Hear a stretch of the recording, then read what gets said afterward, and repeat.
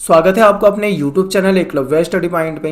आज के इस वीडियो में मैं आपको बताने वाला हूँ ब्रिक्स के बारे में। बच्चे, ब्रिक्स का वीडियो ऑलरेडी बनाया हुआ था, बट ये दोबारा क्यों बनाना पड़ा है आगे आपको वीडियो में मैं बता दूंगा। फिलहाल आप टॉपिक को देखिए।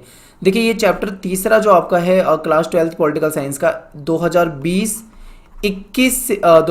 और 2021 के जो स्टूडेंट हैं उनके लिए जो सिलेबस में कुछ चेंजेस हुए हैं पॉलिटिकल साइंस में, उसके अकॉर्डिंग नए सिलेबस में आप देखोगे ये नया टॉपिक जुड़ा हुआ है, उसमें आपको मिलेगा। यहीं पे दो क्वेश्चन आए हैं बच्चों के। एक वेबसाइट पे कमेंट आया था, हमारी कमेंट ये आया था, क्या सर ब्रिक्स का हेडक्वार्टर हर साल चेंज होता है? इसका भी जवाब मैं आपको वीडियो में दूंगा। और दूसरा क्वेश्चन आया हुआ था एक बच्चे का कमेंट में कि सर ये मेरी बुक में नहीं है। तो मैं आपको बता दूं कि पुरानी एनसीईआरटी बुक जितने भी बच्चों के पास है, किसी की बुक में ये नहीं मिलेगा, क्योंकि ये टॉपिक आपके सिलेबस में पहले था ही नहीं, ये अब ऐड हुआ है। यानी कि जो 2020-21 जो कि 2021 में बच्चे अपना एग्जाम देंगे, बोर्ड एग्जाम, उनके लिए ये टॉपिक है सीबीएसई। तो आई होप आप मेरी बातों को समझ जाएंगे कि जो पुरानी एनसीईआरटी कोई भी बच्चा पढ़ रहा है तो उसमें ये टॉपिक नहीं मिलेगा आपको, ये नए टॉपिक है। अगर एनसीईआरटी अवेलेबल हो जाती है नई तो आप उसमें देखेंगे तो आपको ये टॉपिक मिल जाएंगे, ब्रिक्स, रसिया, इंडिया, चाइना, इजराइल वगैरह जो भी है। ठीक है, तो आपको ये समझनी है बातें, और ये छोटी छोटी बातें हैं और आप इतना कंफ्यूज ना हो इस पे। अब देखते हैं, उस टॉपिक को शुरू करते हैं। देखिए, इसका नाम पहले ब्रिक कहा जाता था, इसको ब्रिक्स नहीं बोलते थे, ब्रिक कहते थे। बाद में इसका नाम ब्रिक्स पड़ा। तो ये ब्रिक और ब्रिक्स में क्या अंतर है आप समझिए। पहले इसमें 4 देश थे। बी से हो जाएगा ब्राजील, आर से हो जाएगा रसिया, आई से हो जाएगा इंडिया और सी से हो जाएगा चाइना। ब्राजील, रसिया, इंडिया, चाइना। अब इधर आइए, फिर बाद में एक और देश इसमें जुड़ गया। ब्राजील, रसिया, इंडिया, चाइना पहले से थे, बट लास्ट में एक देश जुड़ गया जिसको कहते हैं साउथ अफ्रीका। तो अब पहले 4 थे इसके सदस्य, अब कितने हो गए? 5 सदस्य हो गए। तो ये बहुत आसान है, नाम से आपको पता लग जाएगा। ठीक है, यहाँ पे आप देख सकते हैं, यहाँ पे आप पूरा का पूरा ये ब्राजील, रसिया, इंडिया, चाइना, इसके अकॉर्डिंग ये देख सकते हैं। ठीक है, अब यहाँ पे हम आ जाते हैं, थोड़ा सा देख लेते हैं। ये एक समिट हुई थी अभी इसकी, उसमें ये इन देशों के जो नेता हैं वो शामिल हुए थे। ये चीन से हैं, ठीक है, और ये रसिया से हैं, और ये इंडिया से हैं, और ये अफ्रीका से हो जाएंगे। तो ये फिर ठीक है, ब्राज़ील से हो जाएंगे। ठीक है, तो ये हमारा हो जाता है टॉपिक, और इसके बाद अब शुरू करते हैं अपने टॉपिक को। देखिए, सबसे पहले आपको ये जो ब्राजील, रसिया, इंडिया, चाइना जो आप देश पढ़ रहे हैं, इसमें जो भी साउथ अफ्रीका वगैरह, आपको इनकी मैप में क्या पोजीशन है ये आपको पता होना चाहिए कि कौन सा देश कहाँ पे स्थित है। तो देखिए, अगर आप यहाँ पे आते हो, ये आपका उत्तरी अमेरिका, और नीचे आते हो तो दक्षिणी अमेरिका आपको दिखेगा। तो देखिए, इस महाद्वीप में नीचे आप दक्षिण अमेरिका में देखते हो तो आपको एक देश दिखाई देता है ब्राज़ील, तो ये यहाँ पे हो जाएगा। ठीक है, अगर रसिया की बात करें तो देखिए ये इधर की तरफ आपको एशिया में दिखेगा, कुछ हिस्सा आपको इधर यूरोप की साइड दिखेगा। ठीक है, तो ये इतना बड़ा क्षेत्रफल वाला देश जो है रसिया हो जाएगा। इसके नीचे आते हो तो चीन हो जाएगा, और चीन से नीचे आते हो तो भारत हो जाएगा। ठीक है, ये आपको सारे पता है। और यहाँ पे आ जाओ, देखो अफ्रीका महाद्वीप, ये पूरा का पूरा अफ्रीका महाद्वीप है। इसमें जो सबसे नीचे की तरफ आते हो तो आपको साउथ अफ्रीका दिख जाएगा। तो ये आपको 5 देशों की लोकेशन पता हो नीचे की कौन सा देश कहाँ पे। अगर मैप में भी कभी कोई क्वेश्चन आ जाए तो आपको पता हो कि भाई ये क्वेश्चन यहाँ पे आएगा। और मैं आपको पहले बता दे रहा हूँ सभी बच्चों को कि आप एक वर्ल्ड का मैप और एक इंडिया का मैप भरा हुआ खरीद के रख लो, जो मतलब प्रिंटेड मैप होता है, ताकि आप हमेशा से जब भी प्रैक्टिस करो इन चीजों को अपने मैप में एक बार क्रॉस चेक कर लिया करो। वरना इससे भी बेटर तरीका है एक गूगल मैप, आप गूगल मैप पे भी इसको सर्च कर लिया करो, आपको ज्यादा एग्जैक्ट लोकेशन आपको पता लग जाती है वहां से। इससे क्या होगा, अगर आप शुरू से ही इनको मैप में देखते हुए चलेंगे तो आपको मैप की ज्यादा प्रैक्टिस नहीं करनी पड़ेगी, याद हो जाएगा। अब ये देखो, इसका नाम कैसे बना है आपको बताया है कि जितने भी इसके देश हैं, इनके जो नाम का जो पहला अक्षर है, जैसे ये बी हो गया, ये आर हो गया, ये आई हो गया, ये सी हो गया, ये एस हो गया, इससे मिलके बनाया गया ब्रिक्स, ये आप जानते हैं। अब बात कर लेते हैं इस पे मेन टॉपिक। ब्रिक्स जो है, वर्तमान में ब्रिक्स जो है 5 देशों का एक संगठन है। इस समूह को बनाने की शुरुआत 2006 में हो चुकी थी। और यहाँ पे देखिए, आपको ये भी याद रखना है कि शुरुआत 2006 में हो चुकी है, बट इसका जो पहला सम्मेलन है वो 2009 में हुआ था। तो क्वेश्चन ऐसा 1 मार्क्स में आपके क्वेश्चन आ सकता है कि ब्रिक्स का पहला सम्मेलन कब हुआ था। तो आप 2006 नहीं लिखेंगे वहां पे, याद रखना 2006 में बन रहा है, लेकिन शुरुआत समिट जो हो रहा है, इसका पहला जो सम्मेलन हो रहा है वो 2009 में हो रहा है। तो ऐसी छोटी छोटी चीजों का अंतर आपको समझना है। ठीक है, अब देखिए, ये एस जो है यानी साउथ अफ्रीका जो है, पहले नहीं था, आपको बताया था, बाद में जुड़ गया है। तो ये जो बाद में जुड़ा है दक्षिण अफ्रीका, इसके ये कब जुड़ा है आपको ये याद रखना है, 2010 में। ऐसा भी आपसे क्वेश्चन पूछा जा सकता है, क्वेश्चन एमसीक्यू टाइप का पूछ लेंगे कि ब्रिक्स में दक्षिण अफ्रीका कब जुड़ा था? ऑप्शन दे देंगे 2006, 2009, 2010, इनमें से कोई नहीं, तो आपको पता होना चाहिए 2010 में जुड़ा था। ठीक है, ये छोटी छोटी चीजें आपको बिल्कुल याद रखनी है। इसके बाद जब ये जुड़ गया तो इसकी संख्या कितनी हो गई? 5 हो गई। पहले कितनी संख्या थी? 4 थी। ये क्लियर आपको हो जाएगा। अब देखते हैं थोड़ा सा और आगे। ब्रिक्स जो है दुनिया की उभरती अर्थव्यवस्थाओं वाले देशों का एक संघ है। इसमें क्या है? ब्राजील, रूस, भारत, चीन, दक्षिण अफ्रीका देश शामिल हैं और रूस को सोवियत संघ का उत्तराधिकारी कहते हैं। ये पॉइंट मैं लास्ट वीडियो में रखना भूल गया था, तो मैंने इसलिए यहाँ पे ऐड करा है। अब यहाँ पे आप एक चीज देखिए 2006 में ये इसका स्थापना पढ़ते हो आप, 2009 में इसका पहला सम्मेलन पढ़ते हो आप, और लेकिन इसकी अगर शुरुआत की बात करें तो 2001 के टाइम अगर आप देखोगे तभी इसकी बातें आने लगी थी कि ये कहा जा रहा था अगर ब्राजील, रसिया, इंडिया, चाइना ये देश अगर आपस में मिलकर एक संगठन बना लें तो ये दुनिया के ताकतवर संगठनों में आ सकते हैं। ये बात 2001 से ही आ गई थी, बट इसको अमल में लाने में इतना टाइम लगा, फिर इसकी सबमिट कराने में इतना टाइम लगा, और फिर ऐसे ऐसे ये आगे बढ़ता गया। ये आपको यहाँ पे पता होना चाहिए। ठीक है, बेसिक चीजें।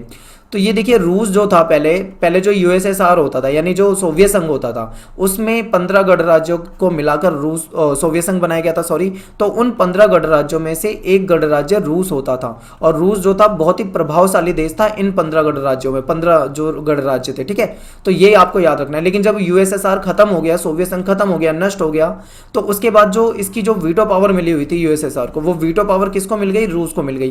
क्यों? क्योंकि रूस जो था इसका उत्तराधिकारी बना, और रूस जो था एक ताकतवर देश था। इसलिए भी आपको याद रखना है कि रूस को सोवियत संघ का उत्तराधिकारी बनाया गया, और ये एक शक्ति संपन्न देश है, और आप ये भी बता सकते हो कि ये परमाणु संपन्न देश है। ठीक है, कई सारे पॉइंट आप इससे जोड़ के बता सकते हो। अब देखो रूस और चीन को सुरक्षा परिषद में वीटो पावर हासिल है। देखिए यहाँ पे मैंने 5 देशों, आप सभी जानते हैं कि ब्रिक्स में 5 देश हैं। ठीक है, इन 5 देशों में केवल 2 देशों को यूएनओ की सुरक्षा परिषद में स्थायी सदस्यता है, यानी कि वीटो पावर मिली हुई है। तो वो 5 देश कौन से हैं? एक तो रूस है, 5 देशों में से वो 2 देश कौन से हैं? एक तो रूस है, दूसरा यहाँ पे चीन है। और इसके अलावा जो देखिए ये जो 3 देश दिख रहे हैं आपको, भारत, ब्राजील और दक्षिण अमेरिका, इनको कोई भी वीटो पावर प्राप्त नहीं है। तो दुनिया में वो आपसे एक क्वेश्चन है मेरा कि जो यूएनएससीआई यानी कि यूनाइटेड नेशन सिक्योरिटी काउंसिल, जिसको हम सुरक्षा परिषद कहते हैं, उसमें 5 सदस्य देश जो हैं जिसको वीटो मिली हुई है, उसमें से 2 के देश मैंने आपको 2 देशों के नाम आपको बता दिए हैं, जैसे रूस और चीन। बच गए हैं 3 देश। आप मुझे उन 3 देशों के नाम कमेंट में बताइए कि वो 3 देश कौन से हैं जिनको वीटो पावर मिली हुई है, क्योंकि 2 के नाम मैं 5 में से 2 के बता चुका हूं, आपको केवल 3 बताने हैं।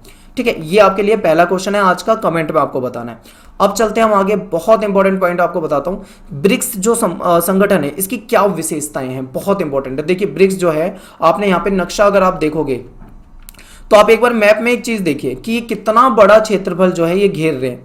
देखिए चीन जो है दुनिया का एक बड़ा क्षेत्रफल वाला देश है, रसिया जो है वो भी एक बड़े क्षेत्रफल वाला देश है, ब्राजील को भी हम बड़ा कहेंगे, भारत भी एक बड़ा देश है, साउथ अफ्रीका थोड़ा इनके मुकाबले छोटा आपको लग रहा होगा यहाँ पे, बट आपको यहाँ पे ये याद रखना है कि इन 2 देशों की अगर हम बात करें केवल, और भारत और चीन, तो ये केवल क्षेत्रफल में नहीं बल्कि ये जनसंख्या में भी बड़े देश हैं। तो ये इसकी कुछ विशेषता हो जाएगी। तो इसी विशेषता को अगर हम कुछ पॉइंट में अगर रखें आपके सामने, कुछ पॉइंट बनाकर रखें, तो किस तरीके से आप रख सकते हैं इसको देखिए। ऐसा कहा जाता है कि दुनिया की लगभग 50% आबादी इन देशों में रहती है। ठीक है, दुनिया की देखिए, दुनिया की अगर मान लो पूरी आबादी 100% है, तो उसमें से जो आधी आबादी है यानी 50%, वो केवल और केवल इन्हीं 5 देशों में रहती है, और बाकी की 50% जो है वो बाकी की दुनिया के सारे देशों में मिलाकर रहती है। तो आप समझ सकते हो कि भाई ये दुनिया की सबसे बड़ी आबादी वाले जो देश हैं वो भारत और चीन इसी ब्रिक्स के अंदर ही आ जाते हैं। ठीक है, और ऐसा कहा जा रहा है कि चीन ने तो कंट्रोल कर लिया है कुछ, लेकिन भारत ने अभी तक नहीं करा है, और ऐसा माना जाता है कि आने वाले समय में भारत जो है वो दुनिया की सबसे बड़ी जनसंख्या बन जाएगा। ये हमारे लिए एक अच्छी बात नहीं बल्कि हमारे लिए बुरी खबर है, क्योंकि जितनी जनसंख्या बढ़ेगी बच्चे, उतनी ही ज्यादा संसाधनों की दिक्कतें हमें होंगी, ये आप मानते हैं। आगे देखिए, दुनिया का लगभग 1/4 यानी 1/4 हिस्सा जो है क्षेत्रफल वाला, वो इसी ब्रिक्स में आ जाता है। ऐसा कहा जाता है दुनिया की कुल जीडीपी जो होती है उसका लगभग 30% हिस्सा इन देशों में। देखिए क्योंकि रसिया जो है एक बड़ी अर्थव्यवस्था आप कह सकते हो, चाइना भी कितना ज़्यादा डेवलप हो रहा है आप ये भी देख सकते हो, और भारत तो है ही, इंडिया ये भी एक बढ़ती उभरती अर्थव्यवस्थाओं में इसका नाम आता है, और ब्राज़ील भी आप ले लीजिए। और ऐसे तो इस तरीके से देखा जाए तो एक मतलब अर्थव्यवस्था का एक बड़ा हिस्सा जो है जीडीपी का, वो इन देशों के अकॉर्डिंग आ जाता है। ठीक है, है। दुनिया के कुल व्यापार जो भी मतलब विश्व में व्यापार होता है उसका लगभग 18% हिस्सा जो है इन्हीं देशों का है। और इसमें आपको चाइना जो है आपको व्यापार के मामले में देखते हो कितना आगे है। चीन का व्यापार जो है वो दुनिया में बहुत ज़्यादा मतलब तेजी से बढ़ रहा है। तो आप समझ सकते हो कैसे है, क्योंकि चाइना इसमें है तो इसको हम जोड़कर ही देखेंगे हमेशा। अब आगे देखिए, ऐसा माना जाता है कि अगर ये संगठन सही से काम करे, यानी कि ये जो देश है इनके बीच में अगर सही मतलब एक सिस्टम बना रहे और इनके आपस में बनी रहे और ये मिलजुल कर काम करने में कामयाब रहें और बेहतर कुछ कर पाएँ, तो ऐसा कहा जाता है कि ये जो हैं ये ग्रुप 7 के जो देश हैं, G7 के देश जो हैं उससे भी आगे निकल जाएंगे। और ये भी कहा जाता है अमेरिका से भी आगे निकल जाएंगे। अमेरिका देखो दुनिया की सबसे बड़ी अर्थव्यवस्था है, अमेरिका से आगे निकल जाएंगे ऐसा कहा जाता है, अंदाजा लगाया जाता है। देखिए अनुमान है ये, और ऐसा ही अनुमान लगाया जाता है कि 2030 तक ये ग्रुप 7 के देशों से आगे निकल जाएगा। तो आज के लिए मेरा फिर से एक दूसरा क्वेश्चन है आपके लिए, कमेंट में आप बताइए ग्रुप 7 के मुख्य जो भी देश हैं उन सभी देशों के नाम आप मुझे कमेंट में बताइए। और लास्ट वीडियो में भी आपने कमेंट में बताया था, पुरानी वाली वीडियो में हटाने वाला हूं, नई वीडियो डालूंगा, तो आप इस वाली वीडियो को देख लीजिए और कमेंट में बताइए। इसके बाद अगला जो टॉपिक है, चाहे इंडिया हो, रसिया वसिया जो या इजराइल आपके जो सिलेबस में और टॉपिक है मैं आपको अल्टरनेट करके वो टॉपिक लाने वाला हूँ। यानी अगला वीडियो कल आ जाएगा, उसके बाद परसों छोड़ के अगले दिन एक और वीडियो आ जाएगा। इस तरीके से 3-4 दिन में आपका ये चैप्टर पूरा खत्म कर दूंगा नए टॉपिक वाला। तो ये आपको ध्यान रखना है। अब देखिए ब्रिक्स के सम्मेलन की बात कर लेते हैं। कमेंट में एक बच्चे ने क्वेश्चन पूछा था, वेबसाइट पे कमेंट करा था, उसने ये कहा था क्या सर इसका ब्रिक्स का जो हेडक्वार्टर है क्या वो हर साल बदल जाता है? तो भाई ये क्वेश्चन था। तो मैं आपको बता दूं कि हेडक्वार्टर जो है जिसका भी कोई भी संगठन है उसका हेडक्वार्टर नहीं बदलता है, बल्कि उसके समिट जो होते हैं, यानी उसके जो हर साल जो उसके सम्मेलन होते हैं वो अलग अलग स्थान पे होते हैं। तो आप ये चीज़ अपने दिमाग में डालें, बिल्कुल भी मतलब आपको कंफ्यूज नहीं होना। तो देखिए इसका पहला सम्मेलन जो है 2009 में हुआ। कहाँ पे हुआ था? ये है यकटेरिनबर्ग कोई जगह का नाम है, रूस में है। यहाँ पे इसका पहला सम्मेलन हुआ था और तारीख थी 16 जून 2009। तो देखिए पहला सम्मेलन जो है रूस में हो गया। तो इसका मतलब ये नहीं है कि दूसरा सम्मेलन भी रूस में होगा, तीसरा सम्मेलन भी रूस में होगा, चौथा सम्मेलन भी रूस में होगा, ये नहीं है, ठीक है। इसका मतलब इसका सम्मेलन पहला रूस में हुआ है तो दूसरा कहीं और होएगा, ठीक है, तीसरा कहीं और हो जाएगा, चौथा कहीं और हो जाएगा, ये होता है। जैसे मैं आपको बता दूं, पहला रूस में हुआ था तो दूसरा सम्मेलन जो इसका था वो ब्राज़ील में हुआ था, तीसरा सम्मेलन इसका चीन में हुआ था, चौथा सम्मेलन इसका भारत में हुआ था, छठा सम्मेलन की बात करें तो इसका छठा सम्मेलन फिर से ब्राज़ील में हुआ था। तो ये इसके सम्मेलन जो है वो अलग अलग देशों में, इसके सदस्य देशों में होते रहते हैं, बदलते रहते हैं, ठीक है, हर साल। लेकिन हेडक्वार्टर वगैरह अगर किसी चीज़ की होती है वो नहीं बदलता है। तो देखिए इस समय दक्षिण अफ्रीका इसका सदस्य नहीं था। 2009 में जो पहला सम्मेलन था तो साउथ अफ्रीका इसमें नहीं था। भारत जो की तरफ से इसमें उस टाइम के प्रधानमंत्री मनमोहन सिंह थे, वो इसमें शामिल हुए थे, ठीक है। बात है ये 2009 की, आप इन चीज़ों को थोड़ा ध्यान में रखते जाएं। और इसके बाद देखिए ब्रिक्स जो है इसका उद्देश्य क्या होता है? तो ज़्यादातर जो संगठन होते हैं उनका एक ही उद्देश्य होता है। उद्देश्य देखिए क्या है, इसका मुख्य उद्देश्य है अपनी अर्थव्यवस्थाओं को उभारना, यानी सबकी अर्थव्यवस्था अच्छी हो जाए इन देशों की, इसके लिए काम करना। और दूसरा देखिए अंतर्राष्ट्रीय अर्थव्यवस्था और अपनी आर्थिक स्थिति में सुधार लाना, और जिससे कि क्या हो सके इन सदस्य देशों की अर्थव्यवस्था को आगे बढ़ाया जा सके, इनकी जो ग्रोथ है उसको बढ़ाया जा सके। आपस में राजनीतिक, आर्थिक और सुरक्षा सहयोग करना, ठीक है, आपस में सहयोग करना। लेकिन ये आपस में सहयोग कभी कभी नहीं हो पाता है, ये मैं आपको इसके विवाद में बताऊंगा। ये देश जो है घरेलू और साझा चुनौतियों को आपसी सलाह से एक दूसरे की सलाह लेकर सुलझाने का प्रयास करते हैं, ठीक है। इन देशों ने क्या करा, एक बैंक भी बनाया है और उस बैंक का नाम है एनडीबी, जिसको बोला जाता है न्यू डेवलपमेंट बैंक। तो देखिए ये वीडियो बनाने का जो मकसद है दोबारा वो ये है कि लास्ट वीडियो में गलती से मुझसे न्यू की जगह नेशनल टाइप हो गया था, जो कि मुझे कमेंट में किसी बच्चे ने बताया, इसीलिए मैंने तुरंत ही इस वीडियो को हटाकर नई वीडियो अपलोड की है, ठीक है, आप देखें इसे। और एनडीबी, और डिस्क्रिप्शन में मैं आपको इसके नोट्स का लिंक दे दूंगा, और इसके नोट्स के लिंक को मैंने टेलीग्राम पे भी दे दिया है, आप टेलीग्राम पे चेक कर सकते हैं। नहीं अगर टेलीग्राम पे आप हैं तो आप इसके डिस्क्रिप्शन में जाओ, वीडियो के आपको एक लिंक मिलेगा नोट्स के नाम से, आप उस पर क्लिक करोगे तो इस पूरे टॉपिक के आपके नोट्स वहाँ पे मिल जाएंगे। आगे देखिए ये न्यू एनडीबी, यानी इन देशों ने एक बैंक बनाया जिसका नाम है एनडीबी। एनडीबी मतलब न्यू डेवलपमेंट बैंक। ये भारत के सुझाव पर बनाया गया है। ये बैंक 2014 में बनाया गया था, ठीक है। कब बनाया गया था? 2014 में। इसका काम जो है, मान लो ये किसी प्रोजेक्ट पे लोन चाहते हैं यानी ऋण चाहते हैं, इनको पैसे की जरूरत पड़ती है तो इनको ऋण उपलब्ध करवा देगा, लोन उपलब्ध करवा देगा। ये बैंक जो है इन देशों को तकनीकी सहायता यानी कि टेक्निकल आप हेल्प करेगा, ठीक है, प्रौद्योगिकी वगैरह जैसे देने में मदद करेगा। अब बात करते हैं इस बैंक का हेड ऑफिस या हेड क्वार्टर जो है वो कहाँ पर है। तो ये जो बैंक है न्यू डेवलपमेंट बैंक, ये चीन जो है, चीन में संघाई नामक जो स्थान है वहां पर इसका मुख्यालय है, हेड क्वार्टर है, ठीक है, ये हो जाएगा। अब देखिए यहाँ पे ना, अभी हमने बात करी थी सहयोग की, तो क्या ये देश हमेशा सहयोग करते हैं, भारत और चीन? अब आप देख लीजिए, भारत एक तरफ हो जाएगा, दूसरी तरफ चाइना हो जाएगा। क्या इन दोनों देशों के बीच में आपस में हमेशा सही सिस्टम रहता है? नहीं, कभी कभी विवाद भी हो जाते हैं। तो ये विवाद केवल भारत और चीन के बीच में नहीं, ब्राजील से भी हो जाता है, अन्य देशों से भी हो सकता है। तो ये विवाद थोड़ा सा पढ़ लीजिए। इनके सदस्य देशों के बीच में कुछ विवाद हैं। भारत और चीन के बीच में सीमा विवाद है, चाहे वो अरुणाचल प्रदेश में लेकर हो या फिर जम्मू कश्मीर में जो लद्दाख वाला हिस्सा है, अक्साई चीन जिसे वो कब्जा रखा है वो वाला हिस्सा हो, तो इस चीज़ को लेकर विवाद हो जाता है, ये ध्यान रखें। OBOR यानी वन बेल्ट वन रोड वाला जो सिस्टम है उसको लेकर विवाद। कुछ बच्चे ने ये कहा था कि सर इस पे अलग वीडियो बनाओ। देखिए OBOR पे मैं अलग वीडियो बना सकता हूँ अगर आप जानना चाहते हैं और कमेंट करेंगे तो। बाकी मैं आपको सिंपल तरीके से समझा देता हूँ कि ये एक चीन की बहुत बड़ी महत्वाकांक्षी परियोजना है, जिसके जरिए वो चीन से शुरू करके यानी एशिया से शुरू करके सेंट्रल एशिया, फिर उसके बाद यूरोप और उसके बाद अफ्रीका होते हुए एक मतलब सड़क मार्ग और जल मार्ग दोनों मार्गों से मतलब रास्ता बनाने की कोशिश कर रहा है, जिससे एक बड़ा सा मतलब रास्ता बन सके, ठीक है, ये तीनों महाद्वीप जो है आपस में कनेक्ट हो सके। तो इसके लिए ये परियोजना है, लेकिन इसको लेकर भारत में कुछ विवाद हैं। वो विवाद क्यों हैं, आपको अगर बहुत विस्तार से जानना है तो आप कहोगे तो मैं एक वीडियो बना दूंगा टाइम निकाल के।